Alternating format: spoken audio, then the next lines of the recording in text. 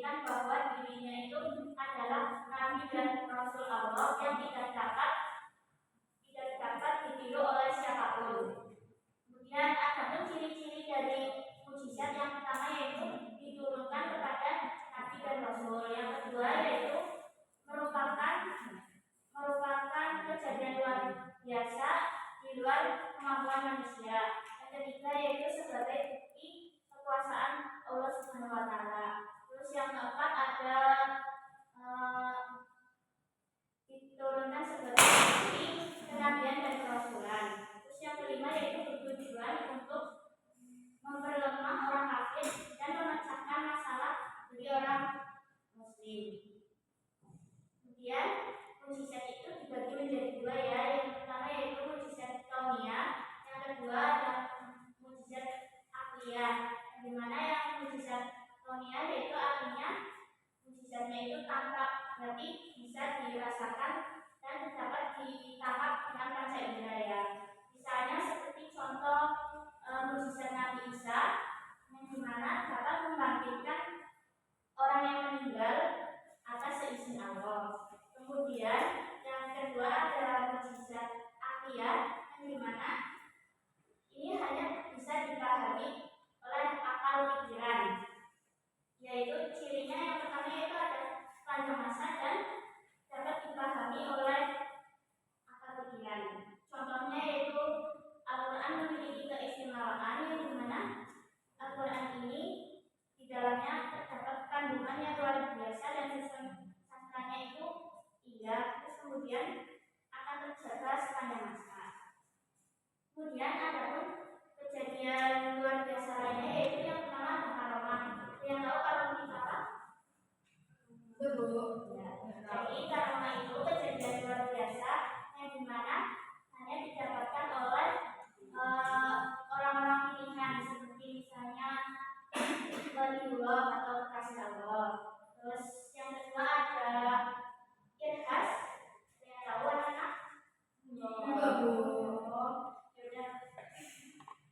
Irhas itu artinya hal istimewa yang didapatkan kepada calon rasul. Berarti irhas itu terjadi sebelum dia menjadi rasul. Kemudian yang ketiga ada makna. Yang tahu? Ya, makna itu yaitu kemampuan luar biasa yang diberikan oleh Allah kepada seorang mukmin untuk mengatasi kesulitan. Jadi makna ini seperti sebuah pertolongan dari Allah ya. Kemudian ada pun mukjizat. Contoh mukjizat yang pertama yaitu mukjizat Nabi Ibrahim. Jadi dulu itu kan Nabi Ibrahim lahir di tengah-tengah kaum yang kadang menyembah berhala ya. Bahkan ayahnya sendiri juga membuat berhala. Jadi mukjizatnya itu contohnya seperti dapat membangkitkan orang meninggal, kemudian selamat dari api, tentunya selamat dari terbakar api. Kemudian yaitu Nabi Musa, ada contoh mukjizatnya yaitu dapat membelah lautan menjadi dua. Kemudian Nabi yang benar menyembelih putranya yaitu Nabi Ismail. Terus kemudian ada Nabi Muhammad, yaitu contoh mukjizatnya itu dapat membelah bulan menjadi dua. Terus kemudian mukjizat yang paling istimewa apa? Begitu sekarang ibu akan membagi kalian menjadi 3 kelompok ya. Yaitu yang kelompok 1, kelompok 2, kelompok 3.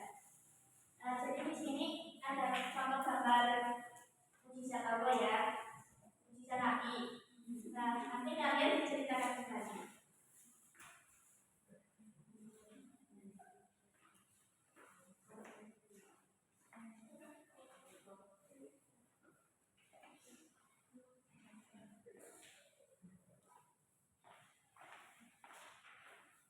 Silakan kalian diskusi terlebih dahulu ya. Nanti kalau udah perwakilan kelompok maju. Yang pertama itu soalnya adalah mukjizat apa yang diberikan kepada Nabi Ibrahim alaihissalam? Tidak terbakar saat dibakar oleh Raja Namrud. Ya,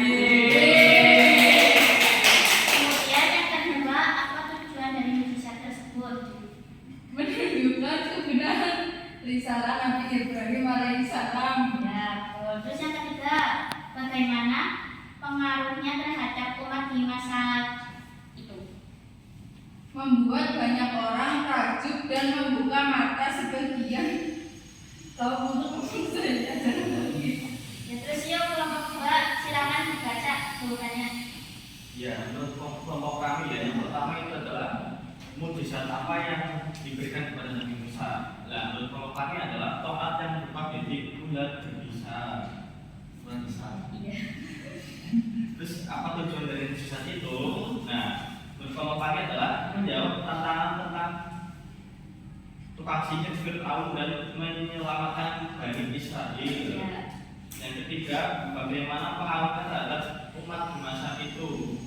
Nah, ini menunggangkan kepercayaan terhadap sihir Fir'aun, membuktikan kebenaran ajaran Nabi Musa alaihissalam. Ya. Coba yuk kelompok 3 baca. Oke, dari kelompok kami ya Bu, mukjizat dari Nabi Muhammad yaitu Al-Quran sebagai mukjizat terbesarnya. Kemudian ada peristiwa Isra Mi'raj, kemudian air memasak dari jari-jarinya. Kemudian yang kedua yaitu tujuan dari mukjizat tersebut yaitu menjadi petunjuk hidup bagi umat manusia dan memperkuat keimanan kaum muslimin. Kemudian yang ketiga pengaruhnya terhadap umat di masa tersebut yaitu Al-Quran menjadi pedoman umat Islam sampai hari kiamat. Isra Mi'raj memperkuat keimanan sahabat Rasul. Terima kasih ya, tepuk tangan. Ya, silakan duduk kembali. Jadi seperti itu ya teman-teman, tadi itu mukjizat artinya keistimewaan yang diturunkan kepada Nabi dan Rasul. Ya, untuk menutup pembelajaran kita hari ini, silakan dipimpin untuk berdoa. Ya,